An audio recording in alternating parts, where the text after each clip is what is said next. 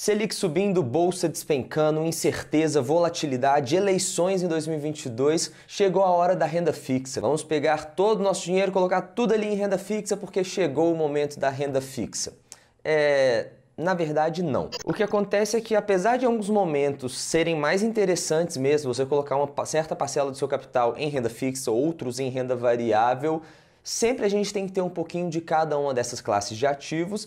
E sim, também nós temos melhores investimentos dentro de cada uma das classes de ativos. Ou seja, é interessante a gente ter renda fixa na nossa carteira no atual momento, mas não é qualquer renda fixa. Existem as boas oportunidades e existem aqueles investimentos que são um péssimo negócio para o momento atual. Então, pensando nisso, eu quero te falar aqui alguns dos melhores investimentos, talvez o melhor investimento de renda fixa para 2022, para você começar o ano investindo muito bem, naqueles investimentos que talvez sejam mais interessantes para os seus objetivos. E antes de falar exatamente qual que é o melhor investimento, a gente vai fazer um overview aqui, eu separei aqui qual que é o cenário atual que a gente está vivendo, né? O que a gente precisa considerar, principalmente de macroeconomia e tudo mais, quais são as consequências disso e também como que cada um dos investimentos vai se comportar de acordo com esse cenário. E aí, para finalizar, a gente vai falar quais são algumas das opções que você pode alocar o seu dinheiro nesse ano para quem sabe ter um retorno muito interessante também na renda fixa, beleza? Então, se essa ideia desse vídeo já te agrada, deixa seu like aqui embaixo para o vídeo chegar para mais pessoas e outras pessoas serem beneficiadas com esse conteúdo de o melhor investimento de renda fixa para esse ano. Fala galera, beleza? Henrique Stuart aqui, sou especialista em investimento certificado pela Ambima e para a gente ir direto ao ponto nesse vídeo,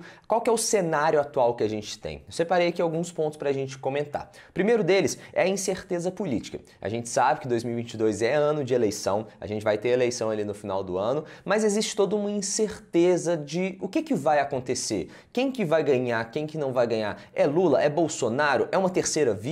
E também cada uma dessas opções vai trazer junto com ela algumas medidas, algumas políticas a serem adotadas nos seus governos. E isso muda completamente como que o mercado enxerga cada uma dessas opções. De acordo com as medidas políticas e o que aquela pessoa fala que vai fazer, o mercado precifica isso de alguma forma, seja pensando num risco maior para os próximos anos, seja pensando num risco menor. Não vou entrar no mérito aqui sobre o que é melhor, o que é pior, o que é menos pior, mas o fato é que a gente tem as eleições, a gente tem essa incerteza e esse é um dos primeiros fatores que a gente tem que considerar. Em paralelo a isso, a gente tem também um risco fiscal muito forte aqui no Brasil, porque a gente tem toda aquela questão de controle de gastos, dos gastos ali do governo não estão muito equilibrados, estão gastando mais do que deveria, mais do que arrecada, isso vai só piorando a situação. A gente tem também as reformas que são necessárias de serem feitas, reforma administrativa, reforma, enfim, fiscal, tem muita reforma para fazer e a gente não tem nenhuma perspectiva de que isso de fato vai acontecer. Quanto mais o tempo passa, mais parece que aquilo fica mais difícil.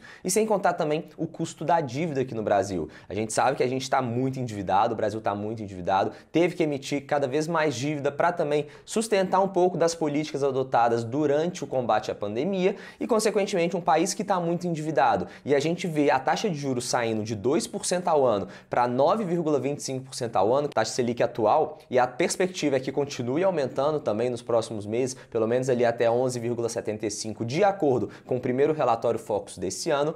O que a gente tem? A gente tem uma dívida muito grande e o custo dessa dívida está aumentando. O tanto de juros que o Brasil precisa pagar em relação a essa dívida também está aumentando por conta desse aumento da taxa Selic. Ou seja, o endividamento está aumentando e isso é mais um ponto negativo que aumenta o risco do Brasil. Somado a tudo isso, nós temos também um cenário de inflação elevada, uma inflação acima da meta estipulada pelo Conselho Monetário Nacional. Em 2021, a gente bateu uma inflação de 10,06%, que foi a maior desde 2015. Ou seja, se a gente tem um cenário de inflação acima da meta, o que o governo tem que fazer, o que o Banco Central tem que fazer? Tem que aumentar a Selic, aumentar a taxa de juros para tentar controlar um pouco essa inflação. E é isso que o Banco Central já falou que vai fazer nesse ano. Disse que enquanto não tiver uma ancoragem das expectativas, a taxa Selic vai continuar aumentando para conter essa inflação. Então a gente sabe que a Selic está em 9,25% ao ano, mas o governo já falou que deve subir um pouquinho mais também. Beleza, então, e quais são as consequências consequências disso tudo, né? Basicamente, a grande consequência disso é a abertura da curva de juros, isso que vai impactar nos seus investimentos de renda fixa.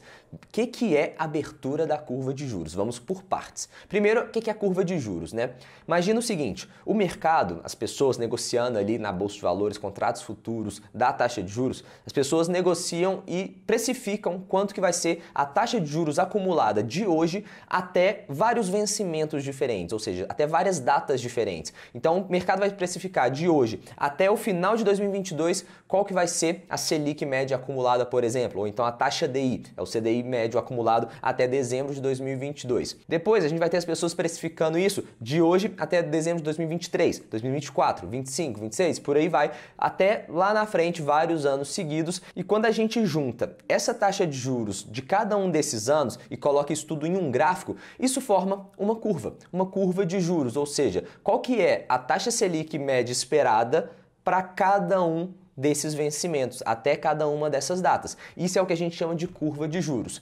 E se a gente tem um cenário de abertura da curva de juros, o que isso significa? Significa que cada um desses vencimentos está aumentando a taxa esperada para cada um deles. Ou seja, se a gente estava esperando uma taxa Selic de, por exemplo, 10% para simplificar para 2021 e a curva abre, significa que agora as pessoas estão precificando a taxa de juros de 2021 não mais em 10%, mas em 10,1%, ou então 11%. E aí cada um desses vencimentos está aumentando essa taxa de juros. Então essa é uma consequência. Por quê? Quando o risco está aumentando, consequentemente o prêmio de risco precisa aumentar também, os juros vai aumentar aqui no Brasil. Então a consequência de todo esse cenário que a gente falou é que em alguns pontos da curva o que está acontecendo é que essa taxa de juros está subindo.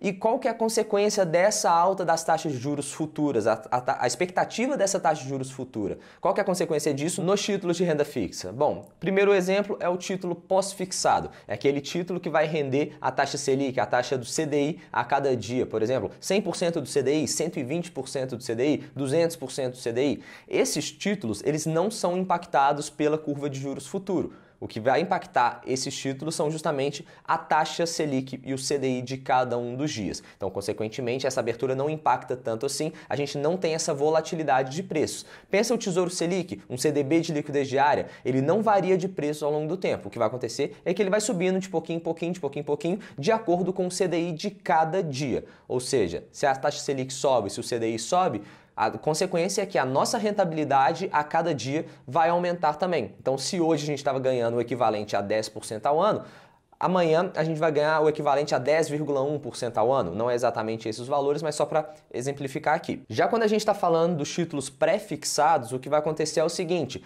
quando a gente tem uma alta da taxa de juros, principalmente os juros futuro, o que vai acontecer é que quando essa taxa de juros sobe, o preço cai. Isso é o que a gente chama de marcação a mercado. Não vou explicar exatamente o porquê que isso acontece nesse vídeo aqui, isso é tema para outro vídeo. Inclusive eu já tenho um vídeo aqui no canal, vou deixar ele aqui na descrição para você clicar aqui depois desse vídeo e ir lá acompanhar também, caso você tenha interesse, não saiba ainda o que é marcação a mercado. Mas você precisa saber que quando os juros sobem, o preço do título cai. Então se você comprou um título e os juros futuros estão subindo, o preço daquele título que você comprou vai cair. Por mais que você tenha contratado ali 10% ao ano até o vencimento, antes você pode querer vender esse título, antes de chegar lá no vencimento.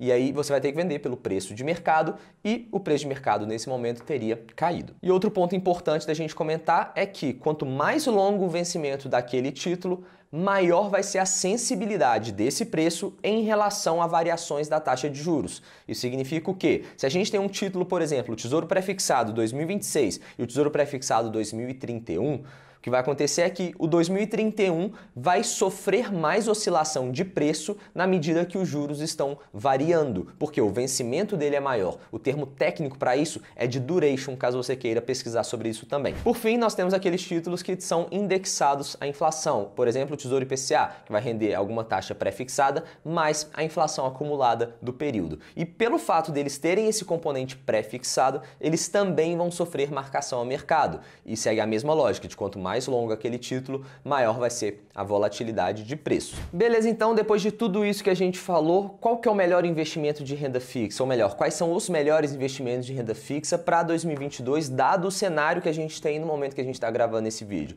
Vou separar aqui em 3 classes. Primeiro, os títulos do Tesouro, quais são os melhores, títulos de renda fixa, e também vou dar alguma sugestão de investimentos alternativos também, além daquela renda fixa tradicional. Primeiro ponto, falando do Tesouro Direto, né? As melhores opções, na minha opinião, no Tesouro Direto para o cenário atual são Tesouro Selic, justamente pela ideia de que a Selic está aumentando e, consequentemente, a rentabilidade, por ser pós-fixada, vai aumentar também. Então, a nossa rentabilidade está aumentando a cada dia. E também o Tesouro IPCA 2026. E por mais que ele seja um título que tem aquela marcação ao mercado, pode ser que você precise vender antes do vencimento e vai vender no prejuízo, caso os juros se continuem subindo, mas ele é interessante num cenário de inflação elevada, justamente para a gente ter essa proteção e garantir um ganho real, um ganho acima da inflação, ali está próximo de 5% acima da inflação no cenário atual. Já na parte de renda fixa, as melhores opções, na minha opinião, estão ali nos CDBs e LCIs pós-fixados, justamente pela mesma ideia do Tesouro Selic. A gente não tem um momento tão benéfico para a gente pré-fixar algum título.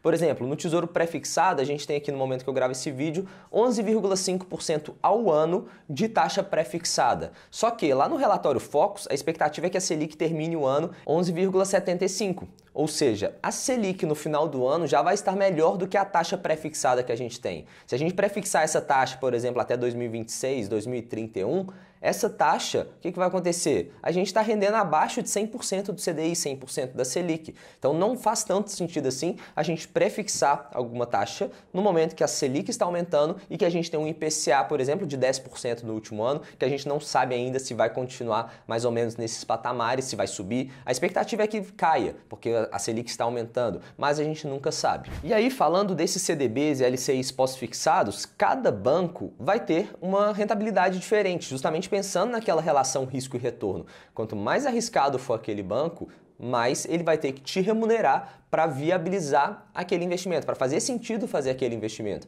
Então é importante você considerar qual que é aquela rentabilidade do CDB, da LCI que o banco está te pagando e se faz sentido dado aquele risco que o banco te oferece também em relação a outros bancos. Então, às vezes, vale mais a pena você ter uma rentabilidade um pouquinho menor, mas que vai ter um risco bem menor do que outro banco que está dando uma rentabilidade parecida, mas ele é muito mais arriscado. E por fim, nós temos também os investimentos alternativos. São aqueles investimentos que não são aquela renda fixa tradicional, padrão, que todo mundo conhece. Aqui a gente tem, por exemplo, uma CCB, que é uma cédula de crédito bancário emitida pela Alugator, por exemplo. Você vai emprestar esse dinheiro para a Alugator por meio dessa CCB, ela vai pegar esse dinheiro, vai comprar iPhones, vai alugar, vai assinar esses iPhones para os seus clientes que vão pagar ali um aluguel mensal e ela vai pegar uma parte desse dinheiro e vai dividir com você em forma de juros. Então você tem uma taxa pré-fixada de rentabilidade que pode chegar até 20% ao ano com um investimento mínimo de R$5.000. Então é aquele investimento um pouco mais alternativo que não é feito num grande banco,